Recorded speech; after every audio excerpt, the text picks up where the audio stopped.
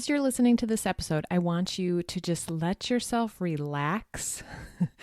I'm going to give you 10 ideas to simplify your business, reduce stress, and make a greater impact. But often you can think of be listening to an episode like this and listening to these ideas, and by about number 8, you're like, oh my gosh, I need to do all of these things. This is too overwhelming. I don't know what to do. I want, as you listen to this, to just relax. And when one thing really triggers you, really not triggers in a bad way, but triggers in a good way, it makes you think, yes, that is what will make a difference right now in my business. Turn the episode off or write that one down so you remember it, and then start with that one thing. Okay, so just pick one of these. Also, if you're doing some of these, if you already have some of these things in place, I want you to smile, pat yourself on the back, and realize how organized you are. Let that be evidence that you are an organized coach, an organized person, an organized business owner.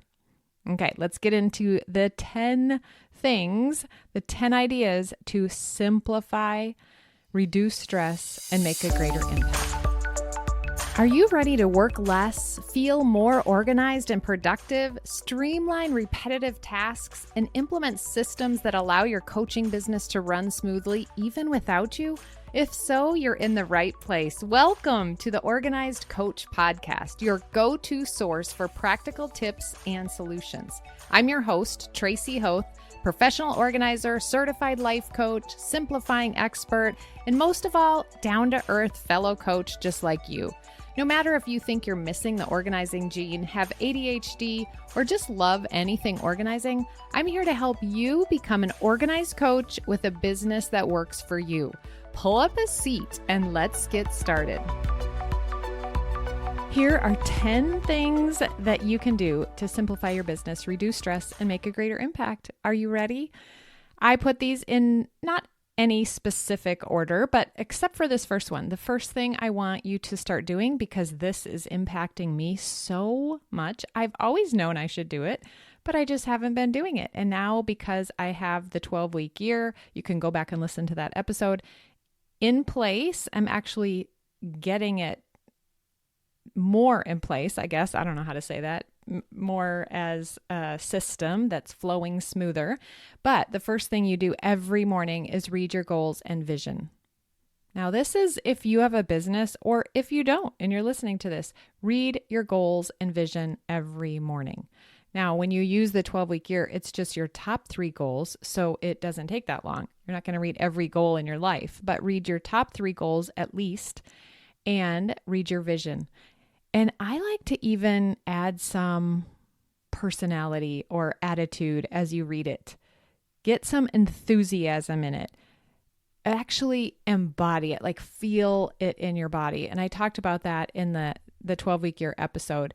Just really imagine it, picture it in your mind, embody it in your body, feel it, feel yourself in that future place, your vision, and then read your goals. Okay, that's number 1. And that's easy, right? Put it as a reminder, as an appointment in your calendar. Lay the piece of paper or open the digital file on your computer before you leave your office, so that the first thing you see in the morning is that statement, your vision statement and your goals. Next, use the power of 1. The power of 1 is so powerful. I call it the wonderful 1. Use that in any opportunity that you have.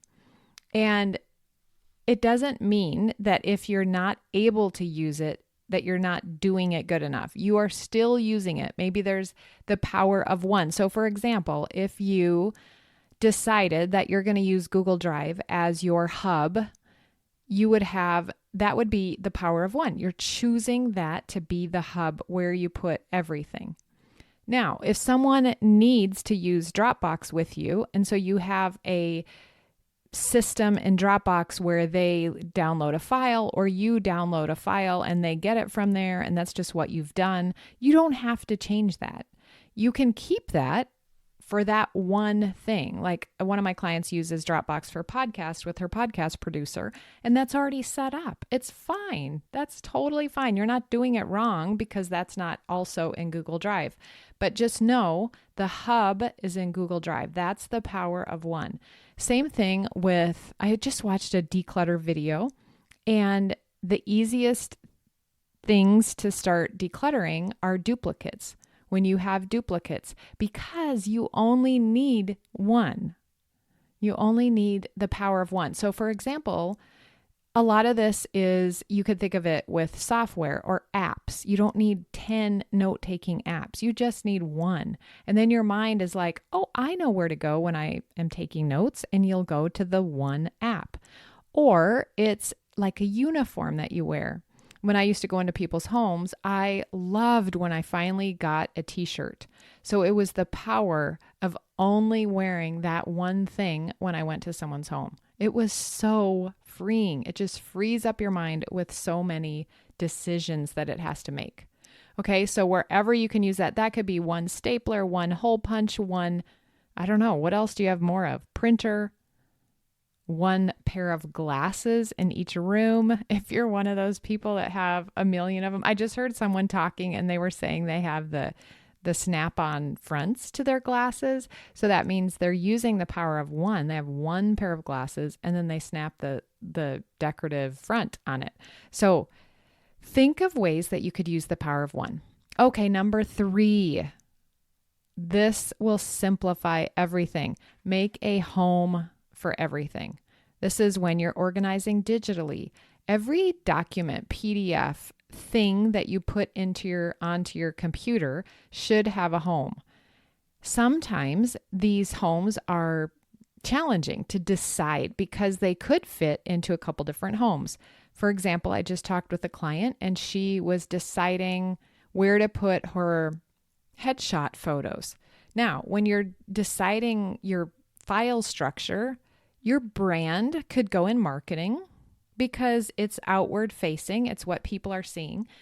I feel like it also could go in operations or admin because it's behind the scenes. You're using that. That's the business. That's your business setup. It's what you use on your website, which is behind the scenes. It's you're putting that together behind the scenes. So it doesn't matter where it goes. It's that you've decided what its home is.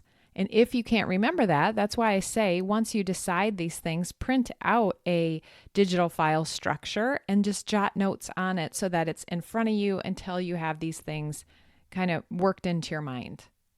Also, an episode that'll come out next week, I'm talking to Sean Lemon, and we were both just talking about our clutter tolerance and how our clutter tolerance is low. So when we see clutter, we want to get it picked up because it bothers us that it's not in its home. I think you could practice that. Once you make homes, you probably will have less of a clutter tolerance because you won't want to see it not in its home now that it has a home. I think a lot of times it's that things don't have a home. Maybe look around your desk right now or look behind you.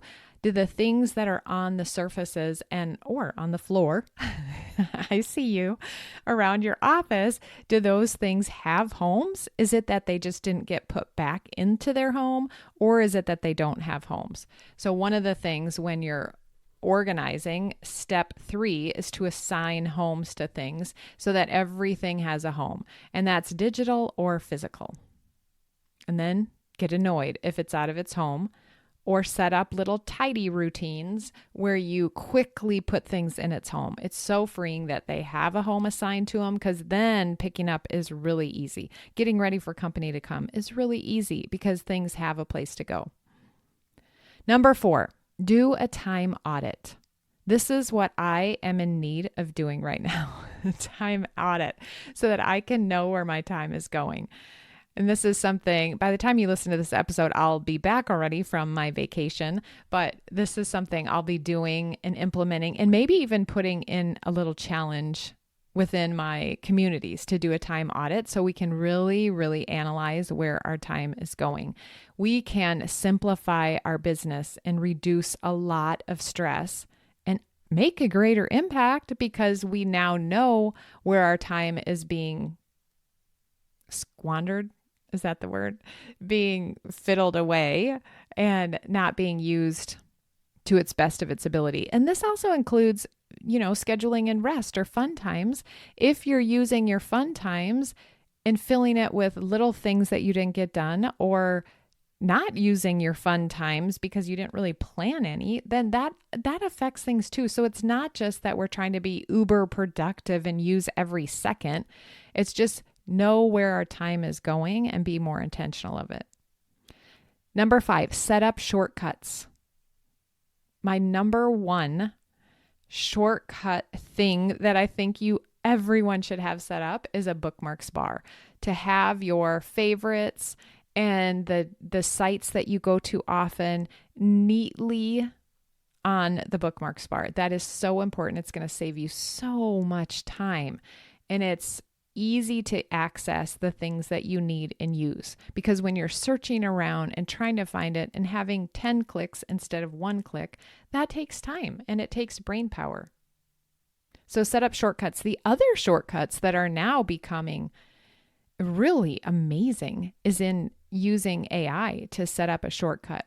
So if I'm producing content for different areas over my one podcast episode, I have a shortcut now, or also called a custom GPT or an assistant, AI assistant, that I can put my transcript into and ask it to produce things for me. That is a shortcut. And taking time to set up these shortcuts is so worth your time. So set up shortcuts. Think about that now. We're halfway through. Relax and think about, do any of these resonate? What is one shortcut you could set up? What is one thing you could make a home for that doesn't have a home? Okay, keep thinking of that. The power of one. What is one area you could decide that now this is the hub? This is the place that it goes. Okay, number 6. Think about time swapping. And I learned this from Olivia Vizzacaro, and she was talking about time management, and she said we don't need to make time for things. We need to time swap things.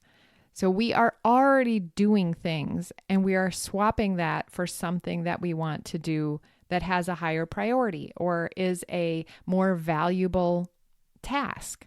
So we're replacing low value tasks with high impact work. And this kind of ties in with the time audit, right? We have to know what we're doing, but even just start thinking about this. If there's something that you want to do, let's just say workout. What do you need to swap time with? Is it sleeping? Do you need to swap your sleep time with workout time? Do you need to swap a show that you watch for workout time? Or in that case, it's not even swapping. You could do both at the same time. So what else is it that you need to swap time for? When you first walk into your office and maybe you go straight to check your email, do you need to swap that time with reading your goals and vision? So think about it. It's really impactful. Someone else came up to me after we talked about this concept and said, "Oh, I'm really using that. I'm thinking about it more often." So right now, what do you need to time swap with? What is something that's of higher value that you need to swap into something you're doing that's of low value? Okay, number 7. Embrace the 80-20 principle. This kind of goes along with number 6, but I wanted to give you a couple examples. When you're focusing on high impact activities or products, you're embracing the 80-20. By focusing on this activity, it is going to have 80% of the impact in your business or in your life or in your workflow. For example, right now I'm setting up a VA to help me do some activities, and it is taking time. I'm checking in with our communication.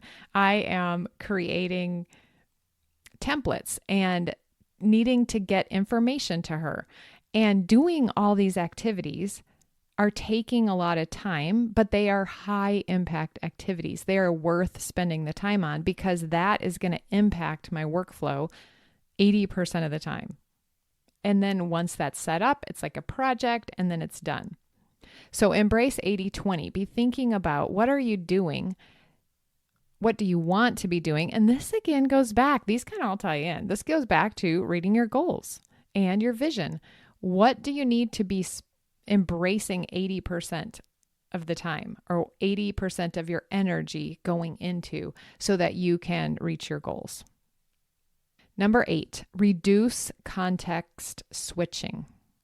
Basically, do the things that you can do together and eliminate distractions. So that could look like batching tasks. It could look like removing your phone from your room so that you don't context switch. You're not looking at your phone. And then, all of a sudden, 5 minutes, 10 minutes, 30 minutes went by and you were distracted. And then you can't remember what you even went to your phone for in the first place. But there are times I notice when I forget my phone somewhere in the house and I go to my office and an hour later I look up and I think, wow, I just did amazing. I had such focus. And then I realize, oh, I don't even have my phone in here. No wonder why I had such focus. So anytime you can reduce context switching, that will be so valuable. That will simplify, that will reduce stress. And that's for sure going to make a greater impact because you're going to get those high impact activities done. You're going to keep your brain focused on one thing. For me, this also reduces procrastination. So when I am not switching back and forth, I procrastinate less. And the example of this, I have talked about this, but I am trying to become active on LinkedIn. And I thought, why don't I just do it once and schedule things one time instead of every single day? Because I'm procrastinating doing that because it feels overwhelming.